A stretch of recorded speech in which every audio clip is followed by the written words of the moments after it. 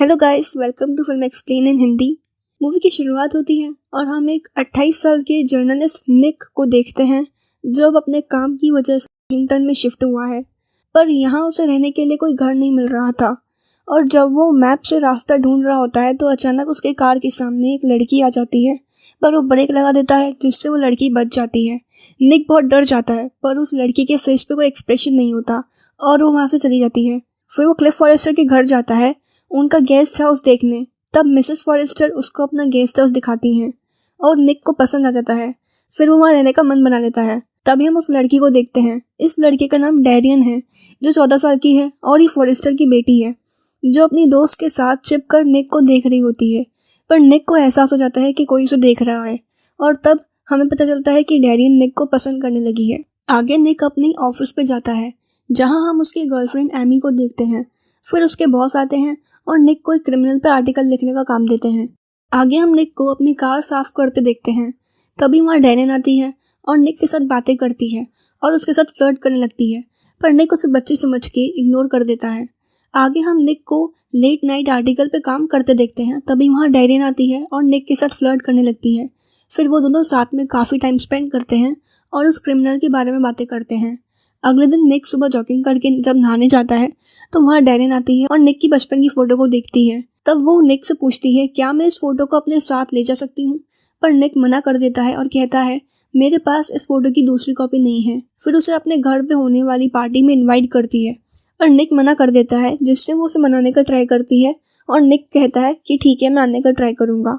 फिर वो अपने ऑफिस में जाता है और अपने बॉस को वो आर्टिकल दिखाने ही वाला होता है। तभी उसकी नज़र उस आर्टिकल पे पड़ती है और वो देखता है उस आर्टिकल में काफ़ी चेंजेस हो चुके हैं जबकि उसने ऐसे कोई चेंजेस नहीं किए होते हैं। फिर वो आर्टिकल अपने बॉस को देता है। तब उसके बॉस उस आर्टिकल को देख के काफ़ी खुश हो जाते हैं। रात को निक डैरियन के घर पार्टी में जाता है जहाँ उसकी मॉम निक की मुलाकात अपने पति क्लिफ फॉरेस्टर से करवाती हैं। फिर निक की नज़र वहाँ पियानो बजा रहे डैरियन पे पड़ती है और वो उसे देख मन ही मन मुस्कुरा रहा होता है। थोड़ी देर बाद वो डैरियन के पास जाता है तो डैरियन उससे कहती है आर्टिकल कैसा था। तब निक को पता चलता है कि उसके आर्टिकल में चेंजेस डैरियन ने किए थे पर वो उससे कुछ नहीं कहता। फिर वो दोनों कार लेके एक लाइट हाउस जाते हैं जहाँ डैरियन निक को बताती है कि ये लाइट हाउस उसे बहुत पसंद है और बातों ही बातों में वो दोनों एक दूसरे को किस करने लगते हैं। पर तभी निक को रियलाइज होता है कि वो गलत कर रहा है तो वो उसे लेके वापस घर चला जाता है। अगले दिन जब निक अपना काम कर रहा होता है तो उसे बाहर म्यूजिक बजने की आवाज़ आती है और जब वो खिड़की से बाहर देखता है तो वहाँ डैरियन सन बात ले रही होती है और निक को उकसाने के लिए अपने कपड़े इधर उधर करती है पर निक उसे इग्नोर करके खिड़की बंद कर देता है। अगले दिन एमी निक से मिलने उसके घर आती है तो डैरियन उन दोनों को साथ में देख काफ़ी जेलस फील करती है।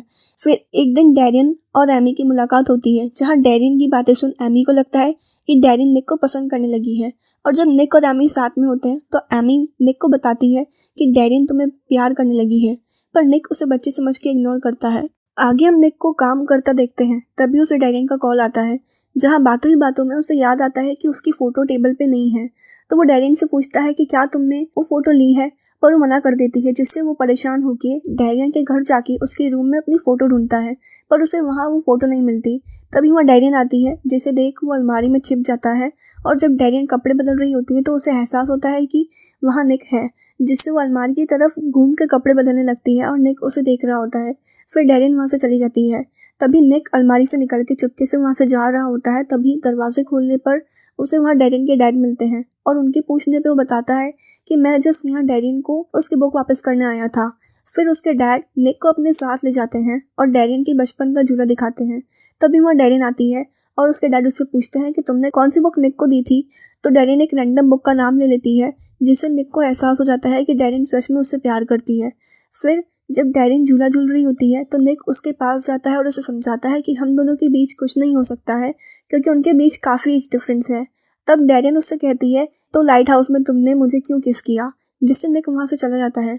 आगे वो अपनी कार को रिपेयर करवा के एमी को दिखाने लाता है पर वो देखता है उसकी कार पे किसी ने स्केच करके गाली लिखी होती है।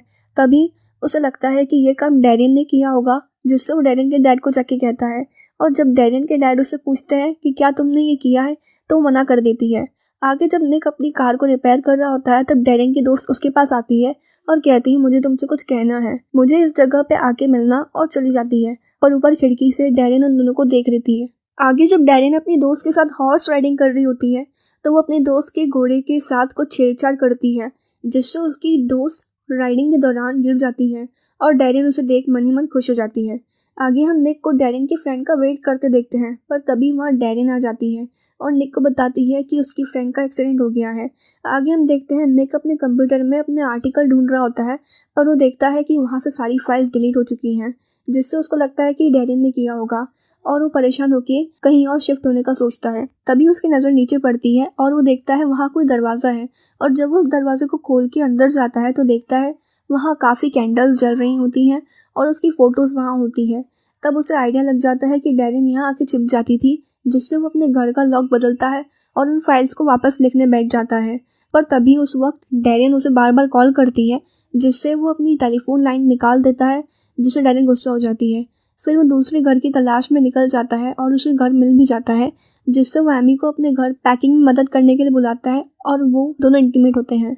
अगले दिन एमी डैरेन से मिलती है तो डैरेन उससे पूछती है कल की रात कैसी रही। तब एमी उसे समझाती है और कहती है तुम बड़ी हो जाओगी तो तुम्हें कोई और मिल जाएगा, निक बस तुम्हारा अट्रैक्शन है, और वहाँ से चली जाती है। फिर एमी एक रूम में जाती है तो डैरेन उस रूम को बाहर से ताला लगा के उस रूम में मधुमक्खियाँ छोड़ देती है, जिसके काटने से एमी की हालत ख़राब हो जाती है और वो बेहोश हो जाती है। आगे हम निक को कॉल पे बात करते देखते हैं, जहाँ उसे एमी के साथ हुई हादसे के बारे में पता चलता है। तभी वहाँ डैरेन आती है और निक को उसके हॉर्स राइडिंग की रेस को देखने के लिए इनवाइट करती है। हॉर्स राइडिंग के दौरान निक वहाँ नहीं आता क्योंकि उसे ऑफिस में काम होता है, जिससे डैरेन गुस्सा हो जाती है और निक के पास जाती है और सबके सामने निक को चाटा मार देती है। फिर निक उसको पकड़ के कोने में ले जाता है और उसे वार्निंग देता है कि मेरा पीछा छोड़ दो।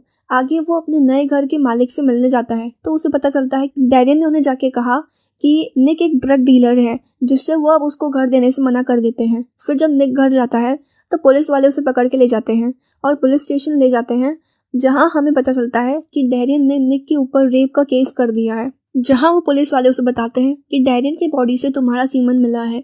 दरअसल जिस दिन एमी और निक इंटीमेट हुए थे उस दिन डैरेन वहाँ जाके डस्टबिन से यूज्ड प्रोटेक्शन लिया था, जिससे उसे निक का सीमन मिल गया था। पर निक के बॉस आके उसे बेल पर छुड़ा लेते हैं।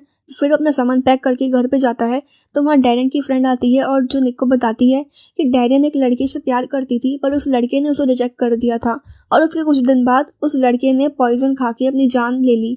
और मुझे लगता है कि ये काम शायद डैरेन ने ही किया होगा।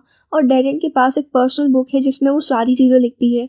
अगर वो बुक तुम्हें मिल जाएगी तो तुम खुद को बेकसूर साबित कर सकोगे।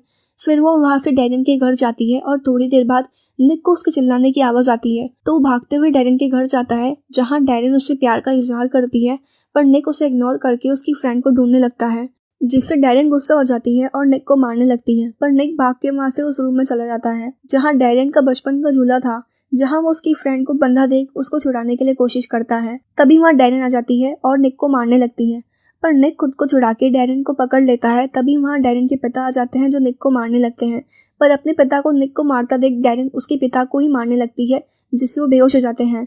फिर निक डैरेन को एक मुक्का मार के बेहोश कर देता है।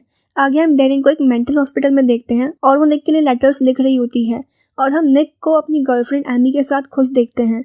लास्ट सीन में हमें डैरेन को अपने डॉक्टर की फ़ोटो को गौर से देखते हुए दिखाते हैं और इस मूवी का अंत यही हो जाता है। वीडियो अच्छी लगी हो तो लाइक ज़रूर कर देना और चैनल को सब्सक्राइब भी कर देना। बाय।